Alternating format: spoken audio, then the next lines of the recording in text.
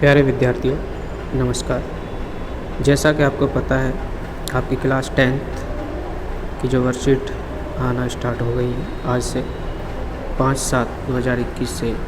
यह जो वर्कशीट है वो क्लास 10th के लिए साइंस की वर्कशीट है और आज दिनांक 5/7/2021 के लिए है। यह जो वर्कशीट है वो दिल्ली क्षेत्र के जो विद्यालय हैं उनमें होता है, उनमें निकाली जाती हैं, उनके लिए है। देखिए, इसमें जो वर्कशीट है वो हमारे सिलेबस के अनुसार नहीं है। इसमें हमें बेसिक जानकारी देने के लिए ये वर्कशीट निकाली गई है, तो इनको हम बारी बारी से अध्ययन करेंगे और इनको समझेंगे। तो आइए, सबसे पहले हम आज का टॉपिक देखते हैं। क्या टॉपिक है हमारा? जो टॉपिक है तत्वों के संकेत, प्रतीक एवं उनकी संयोजकता। तो सबसे पहले हम देखेंगे कि क्लास 9वीं में आपने धनायन और ऋणायनों के बारे में जाना। इन धनायनों एवं ऋणायनों के संयोजन के बारे में, संयोजन से बने सूत्रों के बारे में हम अध्ययन करेंगे। यानी ये धनायन और ऋणायन दोनों के संयोजन से, किससे? संयोजन से। ऋणायन और धनायन दोनों क्या करेंगे? संयोजन करेंगे, उससे हम इनको जानेंगे। लेकिन इनका अध्ययन करने के लिए आपको यह जानने की आवश्यकता है कि इन आयनों के प्रतीक और संयोजकता क्या होती है। इनके दो चीज़ें हमें जानना है इनके बारे में, एक तो प्रतीक और एक संयोजकता। यहाँ पर इस वर्कशीट में अंदर हम प्रतीक और संयोजकता को ही जानेंगे। अब हम बारी बारी से इनका अध्ययन करते हैं। तो सबसे पहले हम अध्ययन करते हैं हमारे जो धनायनों के बारे में, धनायनों का अध्ययन करते हैं। तो धनायन, सबसे पहले आपको पता है कि यहाँ पर तत्व के संकेत दिया गया है कि तत्व का संकेत क्या है, और इधर प्रतीक दिया हुआ है, प्रतीक या उसको संकेत भी कहते हैं, और ये संयोजकता दी गई है। ये हमें याद होने चाहिए। हम सबसे पहले इनको याद करेंगे। जब आप इनको बार बार पढ़ेंगे और इस वीडियो को बार बार देखेंगे और ये जो धनायन और ऋणायन जो मूलक हैं जो आपकी आंखों के सामने से बार बार निकलेंगे, गुजरेंगे, तो आप लोग इनको याद हो जाएंगे, ये स्वतः याद हो जाएंगे। बस इस वीडियो को बार बार देखने की ज़रूरत है। तो सबसे पहले हाइड्रोजन, आप देखेंगे कि जो हाइड्रोजन है, हाइड्रोजन का जो प्रतीक होता है वो H होता है। हाइड्रोजन का जो प्रतीक होता है वो H होता है और इसकी संयोजकता +1 होती है। इसकी संयोजकता +1 का मतलब ये इलेक्ट्रॉन ग्रहण करेगा, और ऋणायन का मतलब इलेक्ट्रॉन त्याग सकता है। इस तरीके से उसके बाद सिल्वर Ag+1, इसका सिंबल प्रतीक होता है Ag, और इसका जो -+1 संयोजकता। उसके बाद हम देखेंगे सोडियम की Na, प्रतीक Na होता है और इसकी संयोजकता +1 होती है। पोटेशियम का भी संकेत K होता है और इसकी संयोजकता +1 होती है। तो यहाँ तक आप देखेंगे कि इन सभी की जो संयोजकता है वो +1 है। कितनी है? +1। Hydrogen, silver, sodium, potassium. उसके बाद आता है कॉपर जो है 2 संयोजकता दर्शाता है। कॉपर का जो प्रतीक होता है Cu होता है। कॉपर का प्रतीक Cu, तो ये Cu जो है +1 और -1, +1 और +2 और +1, 2 संयोजकता दर्शाता है। उसके बाद मैग्नीशियम +2, जिंक +2, कैल्शियम +2, ये सभी +2 संयोजकता दर्शाते हैं। उसके बाद आता है आयरन भी +2 और +3, ये 2 दर्शाता है, +2 और +3। इसके बाद एल्यूमिनियम +3। उसके बाद ऑक्सीजन -2 संयोजकता होती है ऑक्सीजन की। सल्फर की भी -2 होती है। उसके बाद हम देखेंगे नाइट्रोजन भी 2 संयोजकता दर्शाता है, 3 और 4। उसके बाद फॉस्फोरस 3 और 4। उसके बाद अमोनियम NH4, इसकी जो संयोजकता होती है +1, इसकी संयोजकता क्या होती है? 1। इस तरीके से हम इन धनायन मूलकों को याद कर सकते हैं। उसके बाद हम देखेंगे इसमें आएगा ऋणायन मूलक। ऋणायन मूलकों की बात करते हैं। ऋणायन मूलकों की बात करते हैं तो ऋणायन मूलक के बाद हम देखेंगे इसमें हाइड्रोक्सिल OH-1, हाइड्रोक्सिल OH-1 संयोजकता होती है। उसके बाद क्लोराइड की -1, इसका प्रतीक जो होता है Cl होता है। उसके बाद ब्रोमाइड Br-1, उसके बाद iodide -1, nitrate NO3-1, nitride NO2-1, acetate CH3COO-1, bicarbonate जिसको हम हाइड्रोजन कार्बोनेट भी कहते हैं HCO3-1, कार्बोनेट CO3 इसकी संयोजकता होती है +2। ऑक्साइड का जो प्रतीक होता है, संकेत होता है O, और उसको -2। उसके बाद सल्फाइड -2। उसके बाद नाइट्राइड का जो फार्मूला होता है नाइट्राइड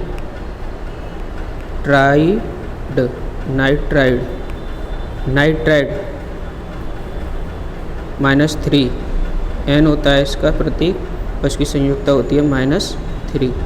आप देखेंगे कि ये नाइट्राइड है। देखिए ये नाइट्राइड है, नाइट्राइड, और यहाँ देखोगे आप नाइट्राइट। देखिए अंतर सिर्फ इसमें टा है और इसमें डा है, इतना अंतर होता है। और यदि इनके दोनों के प्रतीक में देखेंगे अंतर, तो इसका नाइट्राइट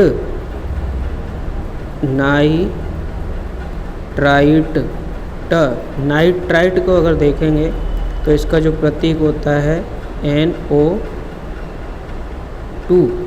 NO2, नाइट्राइट NO2, और इसकी संयोजकता होती है -1, NO2-1। संयोजकता कितनी होती है? NO2-1। उसके बाद हम नाइट्राइड को देखेंगे तो इसकी संयोजकता +-3 होती है संयोजकता। इस तरीके से हम इसको लिख सकते हैं। उसके बाद हम देखेंगे, आप इनको याद करोगे तो PO4 फॉस्फेट है, PO4 -3। उसके बाद हम इसमें आगे जाएंगे, देखेंगे तो इधर जो वर्कशीट दी हुई है, इधर हम देखें कुछ तत्वों के जो आयन ऐसे होते हैं, कुछ तत्वों के आयन ऐसे होते हैं जिनके प्रतीक एक ही हैं लेकिन नाम जो होते हैं वो अलग अलग होते हैं। जैसे ऑक्सीजन है, ऑक्साइड है, सल्फ़र है, सल्फाइड, नाइट्रेट, इनको एक ही नाम से दिया गया है इनका। उसके बाद हम देखेंगे और आगे जाएंगे तो इसमें सूत्रों का निर्माण, ये हमारे लिए सूत्रों का निर्माण देखना है। यही है इस वर्कशीट का, यही सिखाया गया हमें इस वर्कशीट में कि हम सूत्रों का निर्माण कैसे कर सकते हैं। तो सूत्रों के लिए धनायन और ऋणायन हमने 2 तरीके के मूलकों को समझा। उसके बाद हम देखेंगे कि सूत्रों का निर्माण होता है मैग्नीशियम क्लोराइड। सबसे पहले यदि हम मैग्नीशियम क्लोराइड को देखेंगे तो मैग्नीशियम क्लोराइड, इसको हम देखेंगे तो मैग्नीशियम Mg, इसकी जो वैलेंसी होती है +2 होती है, क्लोराइड Cl-1। फिर हम इसको लिखेंगे तो जैसे आप देखेंगे तो मैग्नीशियम, इस पर +2 और Cl क्लोरीन -1, इसका इधर आ जाएगा, इसका इधर चला जाएगा, तो ये हो जाएगा Mg। मैग्नीशियम का +1 है, -1 को हम लिखेंगे नहीं, तो +1 जो है मैग्नीशियम का क्लोरीन पर चला जाएगा, तो ये हो जाएगा MgCl2। इस तरीके से ये बन जाएगा। तो आपकी समझ में आ रहा होगा। उसके बाद हम देखेंगे कि इसमें हमारे लिए जो क्वेश्चन दिए हुए हैं उन क्वेश्चनों को हम करने की कोशिश करेंगे। तो क्वेश्चनों को देखिए। क्वेश्चन है हमारे sodium, silver, chloride, chlorine, oxide, sulphide, calcium के प्रतीक और संयोजकता बताइए। यानी इनमें हमें प्रतीक और संयोजकता के बारे में पूछा है। तो हम अपनी वर्कशीट में वापस जाएंगे। वापस जाने पर हमें मिल जाएंगे सोडियम Na+ धनायन मूलकों में देखिए सोडियम का हमसे पूछा है, तो सोडियम का ये रहा Na, सोडियम Na, सोडियम का क्या होगा Na, सोडियम Na हो जाएगा सोडियम का। उसके बाद ये सोडियम का रहा Na+1 संयोजकता है इसकी। उसके बाद हमारा दूसरा क्वेश्चन पूछ रहा है सिल्वर। सिल्वर का संकेत होता है, प्रतीक होता है Ag, सिल्वर +1 Ag। उसके बाद हम देखेंगे chlorine Cl- chlorine, oxide O, इसका प्रतीक होता है -2, इसकी संयोजकता होती है -2। यहाँ से आप देख सकते हैं ये रहा ये -2। उसके बाद अगली है कैल्शियम Ca+2। कैल्शियम को देखेंगे इधर आकर के जो धनायन मूलकों में हमें मिलेगा कैल्शियम +2, ये रहा कैल्शियम +2, तो इसकी संयोजकता 2 होती है। इस तरीके से हम इनकी संयोजकता और प्रतीक बता सकते हैं। अब हमारे लिए कुछ फॉर्मूले बनाने के लिए आ रहे हैं, हम फॉर्मूला बनाएंगे। तो इस तरीके से आप अपना फॉर्मूला बना सकते हैं। इस तरीके से आप फॉर्मूला बनाओगे तो सबसे पहले जैसे हम बनाएंगे, हमारे जो क्वेश्चन दिया हुआ है सबसे पहले आप देखोगे कैल्शियम कार्बोनेट। कैल्शियम कार्बोनेट का फॉर्मूला बनाना है हमें। किसका बनाना है? कैल्शियम कार्बोनेट जो दिया हुआ है आपकी वर्कशीट में, कैल्शियम कार्बोनेट। तो कैल्शियम के लिए हमें पहले कैल्शियम का जो फॉर्मूला होता है Ca और कार्बोनेट CO3। अब इनकी हमें संयोजकता भी देखनी पड़ेगी। तो संयोजकता कैल्शियम की संयोजकता देख लीजिए, कैल्शियम Ca+2 कैल्शियम की, और कार्बोनेट CO3 की +2 है, दोनों की +2 है। तो हम इसको लिख सकते हैं Ca+2 और CO3-2। इस तरीके से इन दोनों को लिखेंगे। दोनों को लिखने के बाद हम इनको इसका इधर और इसका इधर संयोजकता लिखते हैं। लेकिन ये दोनों एक प्लस की एक माइनस की, तो हम दोनों को नहीं लिखेंगे। यदि +1 और +1 इधर होता, +1 और -1, तो वो उसको भी नहीं लिखते। तो इसको हम लिख देंगे CaCO3। ये आपका कैल्शियम कार्बोनेट का फॉर्मूला बन जाएगा, कैल्शियम कार्बोनेट। तो इसमें अगला जो फॉर्मूला पूछा है आपसे, वो पूछा है जिंक सल्फेट का, जिंक सल्फेट का। तो प्यारे बच्चों, एक चीज़ यहाँ पर नोट करने की है, आप अपनी डायरी में यहाँ लिख सकते हो। यहाँ लिख लेना, क्या लिखोगे? यहाँ लिखोगे आप सल्फेट, सल्फेट SO4। इसकी संयोजकता जो होती है -2, SO4-2। ये संयोजकता आप लिख लेना। इसका जो प्रतीक होता है SO4-2, क्योंकि ये हमें कई क्वेश्चनों में पूछा गया है, इसीलिए हमें इसको ज़रूरी है। तो हम इसका इस तरीके से लिख सकते हैं, जैसे हमें पूछा गया है जिंक सल्फेट, Zn का देख लीजिए पहले, जिंक Zn +2 है, Zn क्या है? +2। और सल्फेट का मैंने अभी लिखाया हुआ है आपको। तो Zn हम लिखेंगे Zn+2 सल्फेट का मैंने आपको लिखाया था SO4-2। तो देखो ये प्लस है, ये माइनस है, इसको हम दोबारा से नहीं लिखेंगे, दोबारा से इनको बनाएंगे इस तरीके से। तो इसका जो बन जाएगा ZnSO4। ये आपका इसका बन गया जिंक सल्फेट का। किसका बन गया? जिंक सल्फेट का बन गया आपके लिए। जिंक सल्फेट का बनने के बाद अब हम देखेंगे अगला जो पूछा है हमसे। हमने कर लिया कैल्शियम कार्बोनेट का, कर लिया, जिंक सल्फेट का बन गया, एल्यूमिनियम सल्फेट। देखो दोबारा से ये सल्फेट आ गया। सल्फेट का हमें इस वर्कशीट में दिया नहीं है, तो हमें याद करना होगा इसका भी सल्फ़ेट का, क्योंकि हमें क्वेश्चन पूछ लिया गया है, क्वेश्चन पूछा है बट इसमें दिया गया नहीं है। तो मैं आपको एक बार और बता देता हूँ, SO4-2 होता है, इसकी जो संयोजकता होती है -2 होती है, इसका जो प्रतीक होता है SO4 होता है।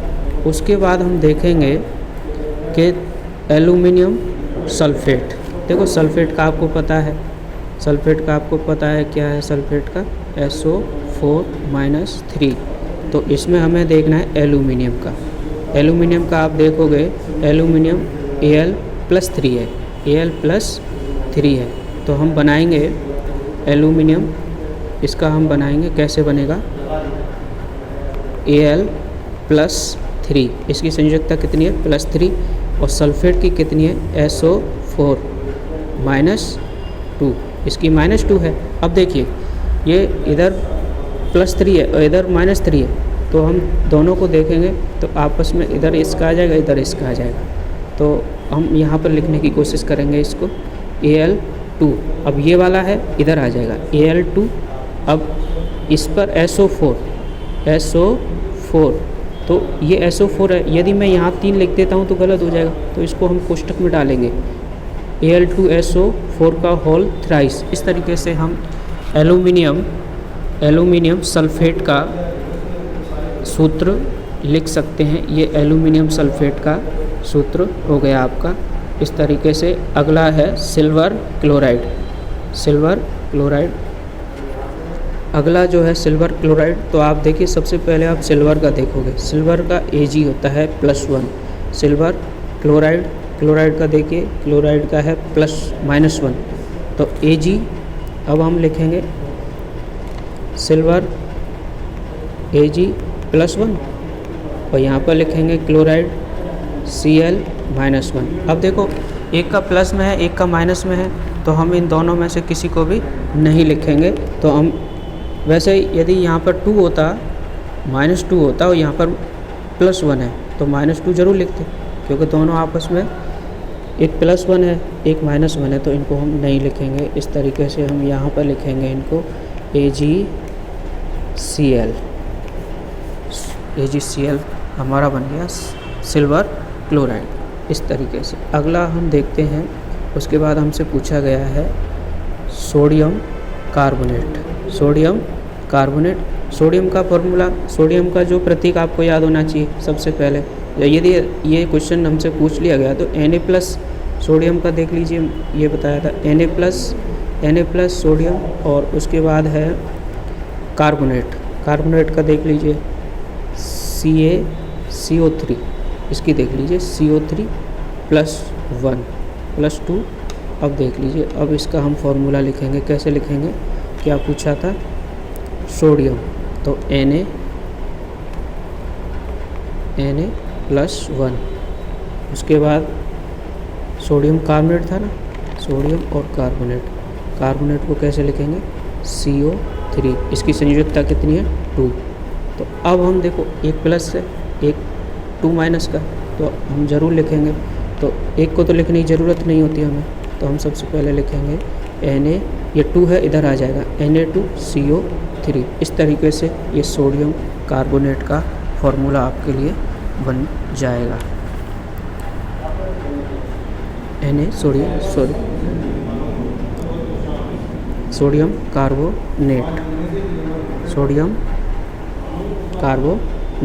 सोडियम कार्बोनेट, तो इधर बन जाएगा, ये आकर के इधर चला जाएगा। ये कार्बोनेट जो है, कार्बोनेट की जो Ca सोडियम का देखो Na+1 और CO3 कार्बोनेट CO3 -2, तो -2 उधर चला जाएगा। अब हम देखेंगे पोटेशियम हाइड्रोजन कार्बोनेट।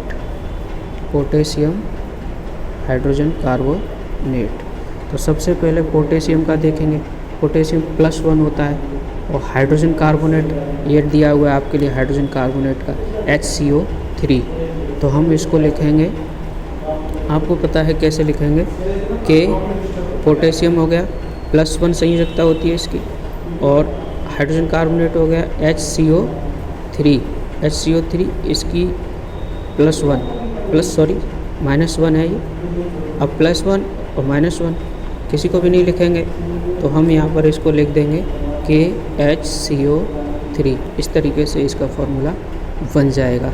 ये बन गया हमारे पास पोटेशियम हाइड्रोजन कार्बोनेट का बन गया। उसके बाद हम अगला है हमारे पास आयरन सल्फेट। क्या है? Iron sulphate. आयरन Fe का आपको पता है, Fe कितनी संयुक्ता दर्शाता है, इधर देख लीजिए। Fe एक +2 एक -2, तो Fe +2 और +2 +3। उसके बाद है सल्फेट दोबारा से आ गया है ना, तो मैंने आपको लिखा दिया सल्फेट का। तो आयरन Fe +2, आयरन का मैंने सल्फेट का लिखाया था SO4 -3 लिखाया था, SO4 -2 लिखाया था। तो ये +2 और -2 दोनों आपस में कट जाएगा, तो इस तरीके से हम इसको लिख सकते हैं FeSO4। ये हमारा बन गया आयरन सल्फेट का। इस तरीके से आप बनाओगे अपनी कॉपियों में। उसके बाद आएगा copper sulphate CuSO4, copper CuSO4 -2, copper का देखो Cu, दोबारा से देख लीजिए कॉपर Cu, कॉपर ये रहा +1 और +2, तो